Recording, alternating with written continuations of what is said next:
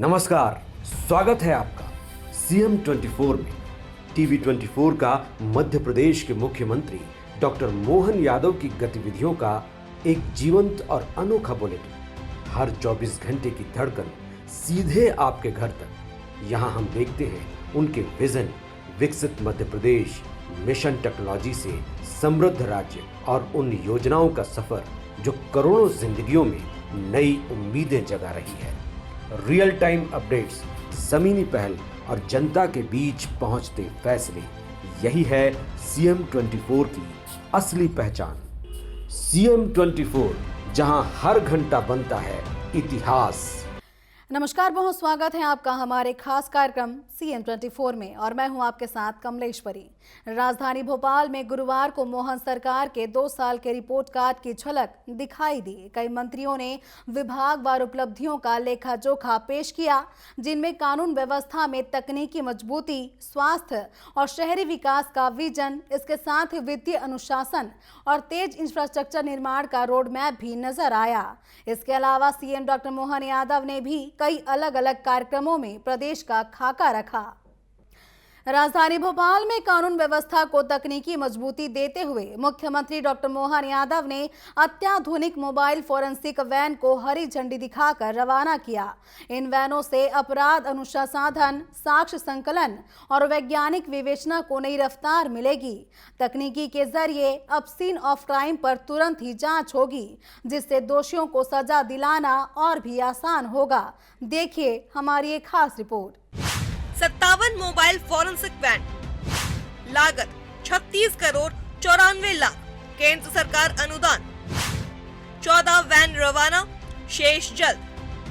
Scene of crime पर त्वरित जांच, दोष सिद्धि दर बढ़ाने पर फोकस। मुख्यमंत्री डॉक्टर मोहन यादव ने कहा कि मोबाइल फोरेंसिक वैन प्रदेश के हर जिले में सीन ऑफ क्राइम की जांच में बेहद कारगर होगी। फोरेंसिक आधारित विवेचना से अपराधों का शीघ्र खुलासा होगा और न्यायिक प्रक्रिया अधिक मजबूत बनेगी। इन वैनों में stereo microscope, DSLR camera, body worn camera, high intensity forensic light, fingerprint, DNA collection, gun shot residue, विस्फोटक और नशीले पदार्थ पहचान किट सहित चेन ऑफ कस्टडी तक पूरी व्यवस्था मौजूद है। मुख्यमंत्री ने कहा कि वीर पुलिस जवानों के अदम्य साहस और सर्वोच्च बलिदान से 11 दिसंबर 2025 को नक्सलवादियों के लाल सलाम को आखिरी सलाम कहा गया। विकास के साथ अब किसी भी नक्सली गतिविधि को पनपने नहीं दिया जाएगा। पुलिस भर्ती को लेकर भी आवश्यक निर्देश दिए गए। मुझे इस बात का संतोष भी है और गर्व भी है, हमारे पुलिस के जवानों ने अपनी शहादत देते हुए भी, ये बड़ी चुनौती थी माननीय गृह मंत्री जी, माननीय प्रधानमंत्री जी ने दी थी कि ये हम मार्च 26 तक और बाद में जनवरी 26 तक नक्सलवाद से, पूरे देश से नक्सलवाद का सफाया करें। हमें इस बात का संतोष भी है और सुख भी है कि हमारे मध्य प्रदेश की पुलिस ने 11 दिसंबर को नक्सलवादियों को लाल सलाम को आखिरी सलाम कर दिया है और हमने प्रबंधन किया भविष्य में विकास की सारी गतिविधि खड़ी करते हुए दोबारा वहां इस प्रकार की गतिविधि बढ़े नहीं।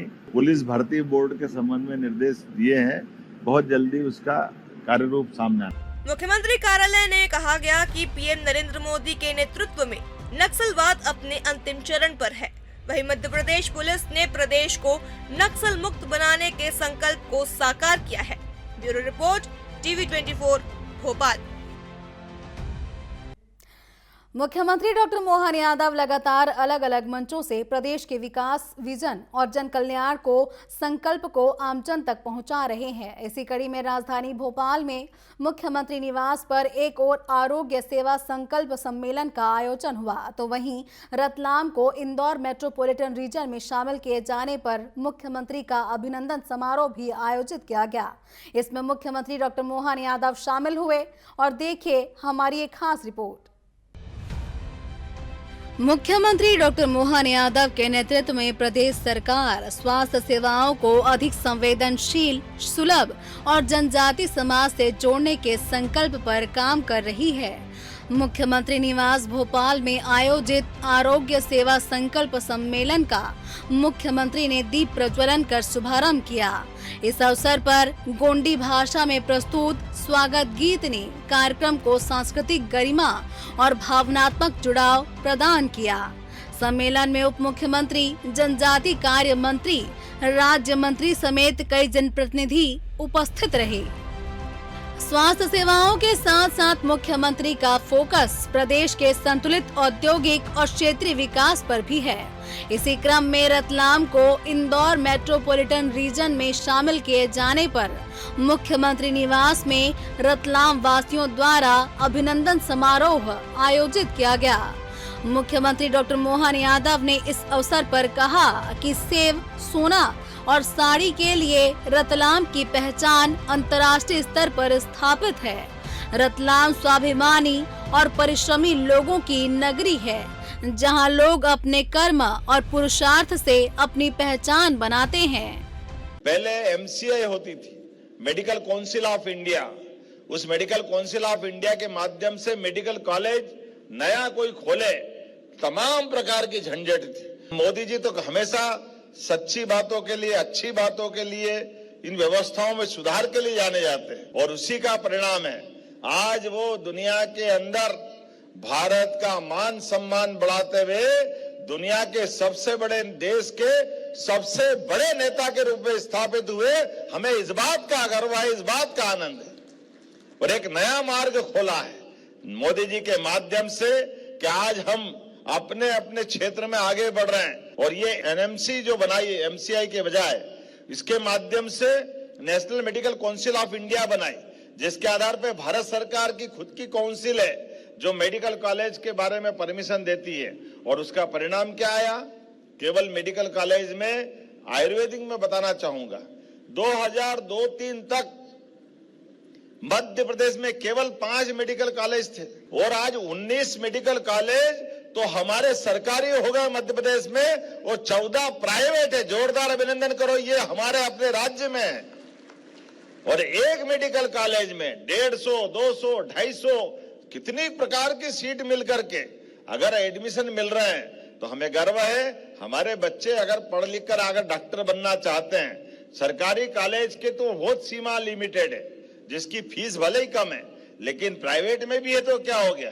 एमबीबीएस की डिग्री में तो कोई अंतर नहीं, प्राइवेट मेडिकल कॉलेज हो या सरकारी मेडिकल कॉलेज हो, डॉक्टर तो डॉक्टर है आज के इस दौर में। इसलिए हमने केवल सरकारी एलोपैथिक नहीं, हमने प्राइवेट सेक्टर में भी प्रमोशन दिया। मुख्यमंत्री ने कहा कि रतलाम में औद्योगिक विकास की संभावनाएं पहले से ही असीमित थी। इन संभावनाओं को साकार करने के उद्देश्य से रतलाम को मेट्रोपॉलिटन रीजन में शामिल किया गया है। नागदा और खाचरौद पहले से ही इस रीजन का हिस्सा हैं। अब इंदौर, उज्जैन और रतलाम के एक साथ जुड़ने से मेट्रोपॉलिटन रीजन का विकास ट्रिपल इंजन की समन्वित शक्ति से होगा।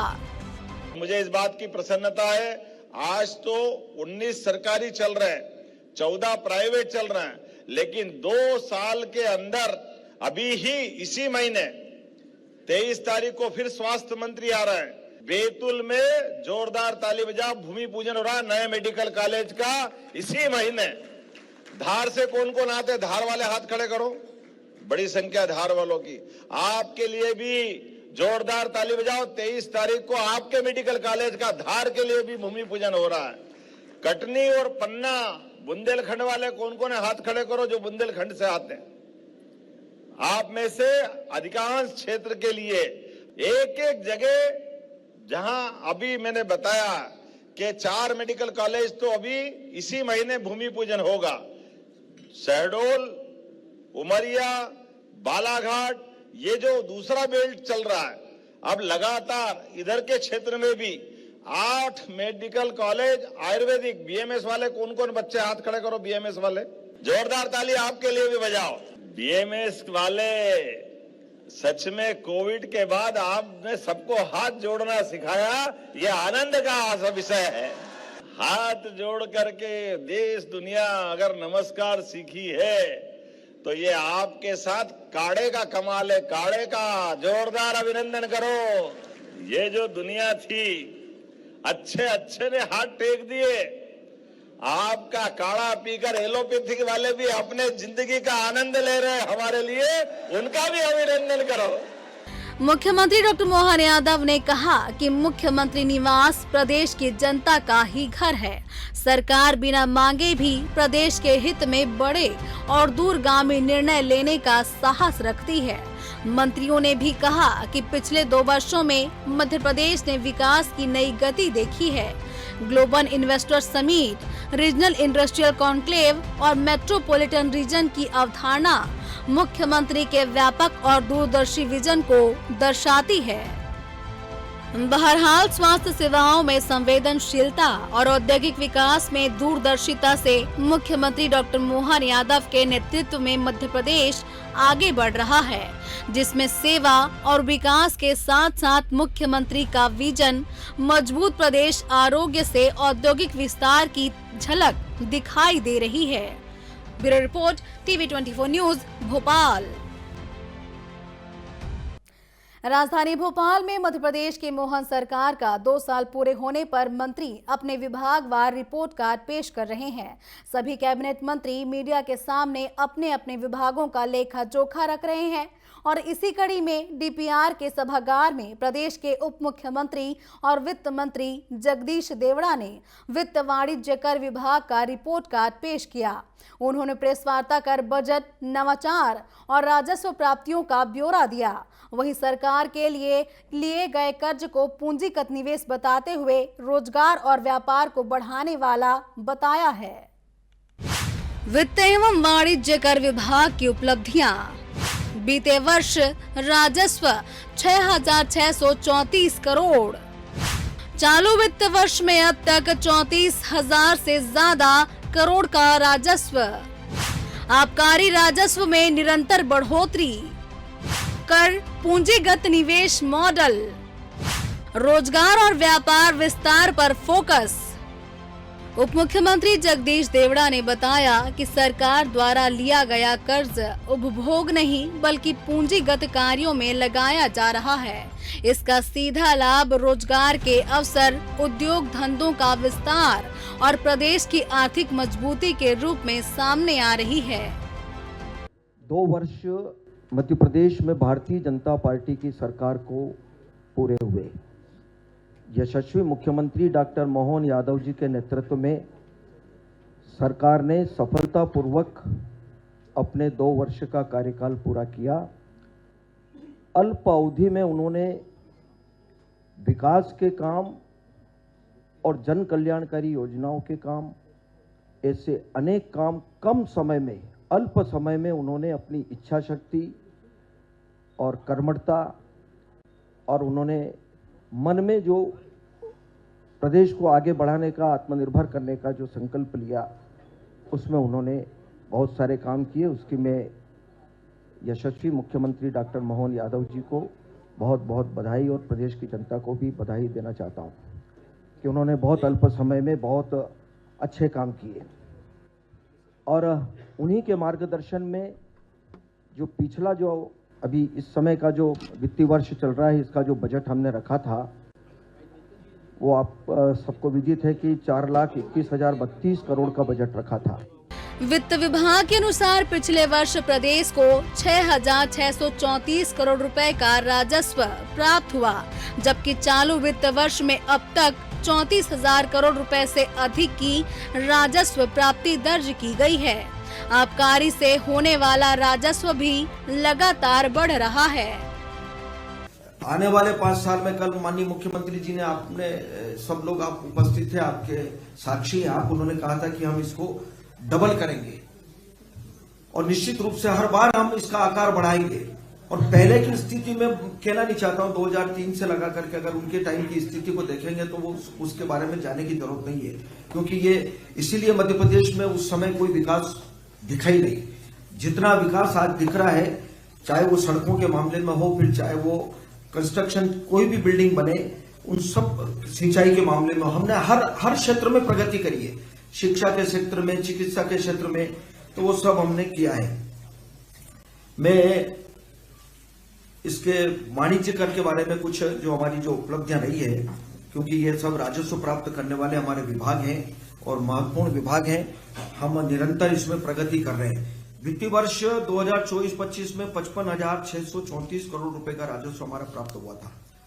25-26 में अभी कुल 34,829 करोड़ रुपए का राजस्व प्राप्त हुआ है।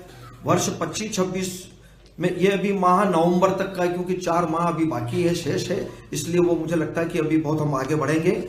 इसलिए ये अभी 34,829 करोड़ रुपए का राजस्व प्राप्त हुआ। ये नवंबर तक का आंकड़ा मैं बता रहा हूं। वर्ष 25-26 में माह नवंबर तक डाटा एनालिटिक्स आधारित चिन्हित प्रकरणों में प्रवर्तन कार्रवाइयों से रुपये 967 करोड़ एवं ऑडिट की कार्रवाई से 404 करोड़ रुपए का राजस्व हमको प्राप्त हुआ है। और अभी विभाग के जो कार्यालय हैं वो हम अभी बुरहानपुर में नया भवन हमने चालू कर दिया है, क्योंकि ये आम जनता के लिए और जो भी हमारे व्यापारी आते हैं जो टैक्स देते हैं उनके लिए व्यवस्था ठीक हो। बुरहानपुर, राजगढ़, खरगोन, झाबुआ, कटनी, नरसिंहपुर जिलों में नवीन कार्यालय का हम निर्माण कर रहे हैं। उप मुख्यमंत्री ने कहा कि मुख्यमंत्री डॉक्टर मोहन यादव ने विधानसभा में 2047 का विजन स्पष्ट किया है। बीते 2 वर्षों में विकास की दिशा में ठोस काम हुए हैं। प्रधानमंत्री नरेंद्र मोदी द्वारा प्रस्तुत 25 साल के रोड मैप में मध्य प्रदेश की भूमिका को और भी मजबूत किया जाएगा। बहुत लंबी श्रृंखला है विकास की, वो सब किया है। और यशस्वी प्रधानमंत्री नरेंद्र मोदी जी ने जो 2047 का जो लक्ष्य सामने रखा है कि आने वाला भारत हमारा कैसा होगा, 25 साल का जो रोड मैप माननीय प्रधानमंत्री जी ने बनाया है और उसमें मध्य प्रदेश का क्या योगदान होगा, उसके लिए हमने ये दृष्टिपत्र भी हमने रखा है। निश्चित रूप से हम उसको पूरा करने में मध्य प्रदेश सरकार पूरी तरह से कदम मिला करके काम करेगी और हम हर क्षेत्र में उस विजन में क्या कर सकते हैं, मध्य प्रदेश क्या कर सकता है, वो हम पूरा प्रयास करेंगे। वित्तीय अनुशासन, बढ़ता राजस्व और दीर्घकालिक विकास का दावा मोहन सरकार के 2 साल का यह है वित्तीय रिपोर्ट कार्ड। राजधानी भोपाल से CM24 के लिए प्रिंस गुप्ता की रिपोर्ट। मोहन सरकार के 2 साल पूरे हो गए हैं, जिसके बाद सभी मंत्री विकास का रोड मैप जमीन पर उतारने के लिए विभागवार अपने अपने कामकाज का रिपोर्ट कार्ड मीडिया के सामने रख रहे हैं। इसी कड़ी में आज नगरीय प्रशासन मंत्री कैलाश विजयवर्गीय ने प्रेस वार्ता के जरिए शहरी विकास, नगरीय निकायों और आत्मनिर्भरता और आने वाले वर्षों की योजनाओं का रोड मैप साझा किया। उन्होंने कहा कि मुख्यमंत्री के नेतृत्व में शहरी विकास मॉडल, आत्मनिर्भर नगरीय निकाय, इंफ्रास्ट्रक्चर, इकोनॉमी फोकस, स्वच्छ, हरित और स्मार्ट शहर बनाए जा रहे हैं। मुख्यमंत्री डॉक्टर मोहन यादव के नेतृत्व में शहरों को विकास का इंजन बनाने की दिशा में सरकार लगातार काम कर रही है। नगरीय प्रशासन मंत्री कैलाश विजयवर्गीय ने बताया कि मध्य प्रदेश के शहरी क्षेत्रों को आर्थिक केंद्रों के रूप में विकसित किया जा रहा है।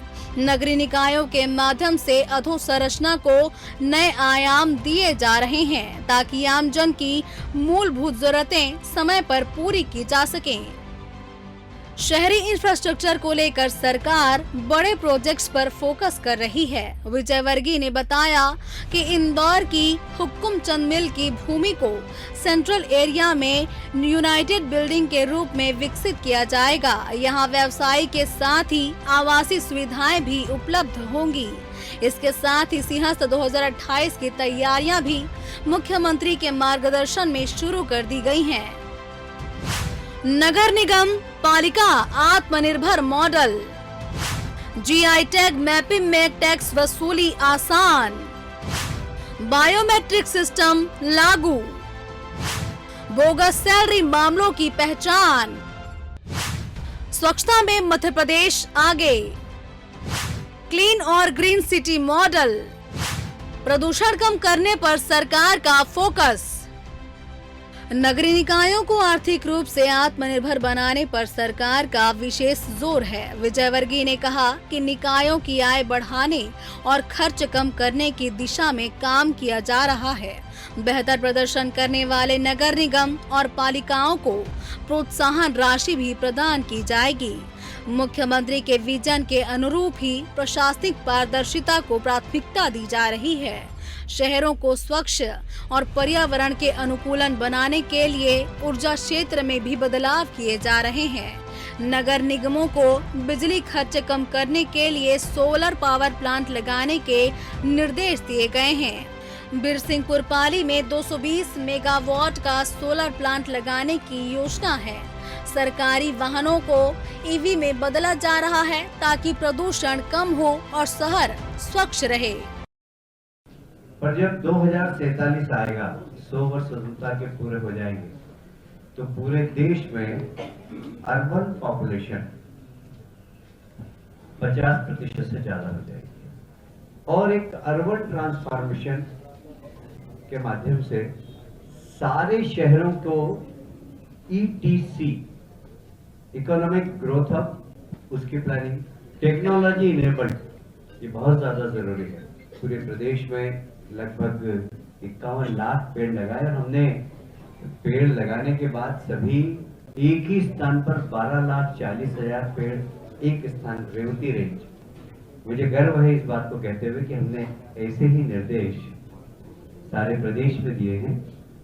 अभी इस सारे एरिया का ट्रांसपोर्टेशन, इस सारे एरिया का कॉलोनाइजेशन, इस सारे एरिया का रोड इंफ्रास्ट्रक्चर, इस पूरे क्षेत्र के अंदर इंडस्ट्रियलाइजेशन, इस पूरे एरिया में ग्रीन एरिया, इस सब का हम डिमार्केशन करेंगे और एक बड़ा ग्रोथ सेंटर बने, इकोनॉमिक ग्रोथ जहां पर हो। मैं इंदौर, उज्जैन इकोनॉमिक ग्रोथ का आपको उदाहरण देता हूँ। शहरी विकास के साथ साथ पर्यावरण संरक्षण भी सरकार की प्राथमिकता में शामिल है। विजयवर्गीय ने कहा कि नर्मदा किनारे स्थित नगरीय निकायों में यह सुनिश्चित किया जाएगा कि गंदा पानी नर्मदा में न जाए। पानी के रीयूज पर काम किया जा रहा है और इसके लिए नमामि नर्मदा कमेटी भी बनाई जाएगी। सारे लोग जो नर्मदा जी के प्रति श्रद्धा रखते हैं और नर्मदा जी के पवित्रता के लिए वो समय भी देते हैं, ऐसे बहुत सारे संगठन हैं।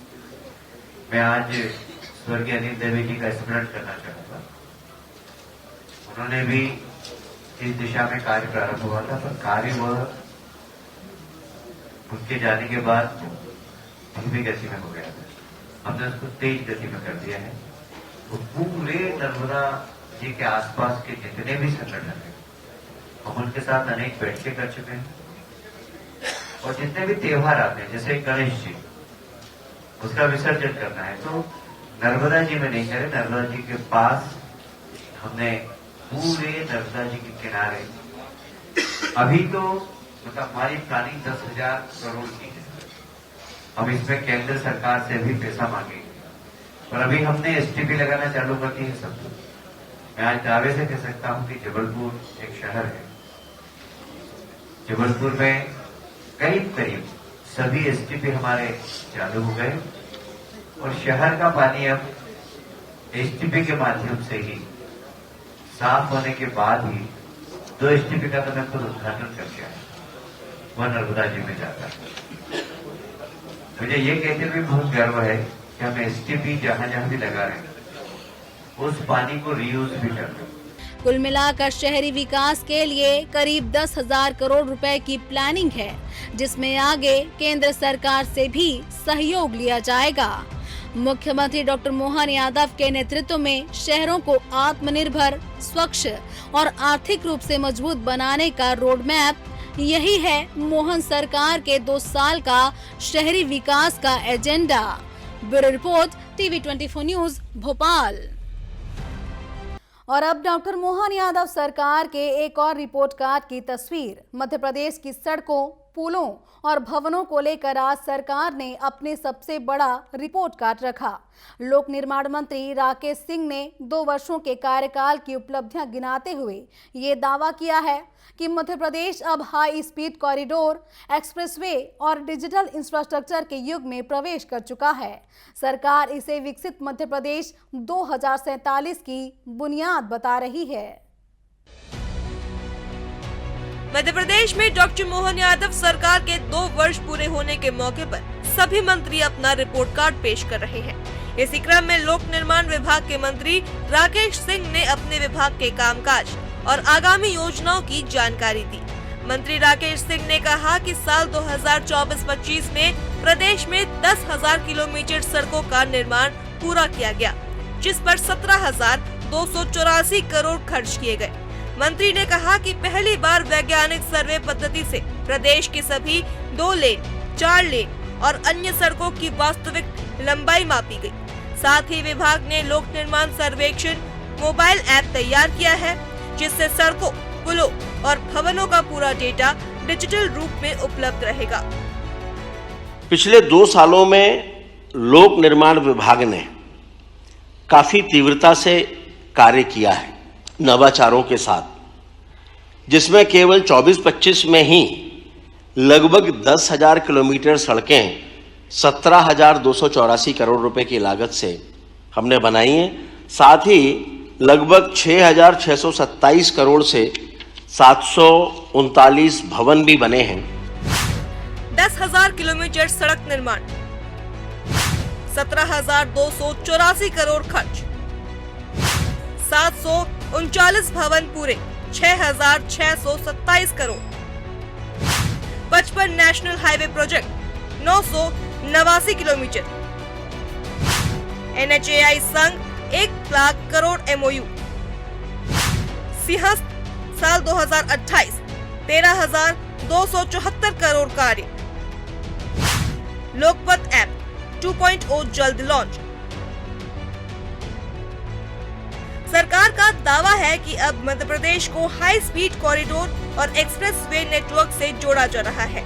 NHAI के समन्वय से Agra, Gwalior 6 lane, Indore ring road, high speed corridor और ईस्ट वेस्ट कॉरिडोर पर काम चल रहा है, जिनकी अनुमानित लागत 1,05,000 करोड़ रुपए से अधिक है। PWD विभाग ने ये भी घोषणा की है कि अब सभी नई सरकारी इमारतें ग्रीन बिल्डिंग होंगी और इंजीनियरों के लिए अत्याधुनिक ट्रेनिंग और रिसर्च सेंटर बनाया जाएगा। लोकपथ ऐप 2 ये अपने आप में एक ऐसा ऐप होगा कि बाहर से आने वाले किसी भी व्यक्ति के लिए तो वो फायदेमंद होगा ही, लेकिन मध्य प्रदेश के लोग भी उसको अपने अपने मोबाइल पर रखना चाहेंगे, क्योंकि उसमें किसी भी एक जगह से दूसरी जगह अगर आपको जाना है तो उसके कम से कम 2 या 3 वैकल्पिक मार्ग वो आपको दिखाएगा, और उसमें उन स्थानों की दूरी, वहाँ कितना कितना समय लगेगा, वो उनमें पड़ने वाले टोल नाके, कितने टोल नाके पड़ेंगे, उसमें राशि कितनी लगेगी, उसके अलावा रास्ते के हॉस्पिटल्स, कोई धार्मिक स्थान है, कोई पर्यटक स्थल है, पेट्रोल पंप है और इसके साथ होटल रिसोर्ट हैं, इन सब की जानकारियां भी उसमें होंगी। और उसके साथ साथ जो ब्लैक स्पॉट्स हैं, अगर कहीं कोई आ रहा होगा तो 1 किलोमीटर पहले वो अलर्ट देके ये भी बता देगा कि ब्लैक स्पॉट आ। सरकार ने जवाब दिया कि अब औचक निरीक्षण की स्पष्ट व्यवस्था लागू की गई है। हर महीने की 5 तारीख को निरीक्षण होता है। सॉफ्टवेयर के जरिए पहले से लोकेशन तय होते हैं और 6 स्टेप की जांच प्रक्रिया लागू की गई है। सरकार का कहना है कि डेटा आधारित निगरानी से काम की गुणवत्ता पर सीधा नियंत्रण रखा जा रहा है।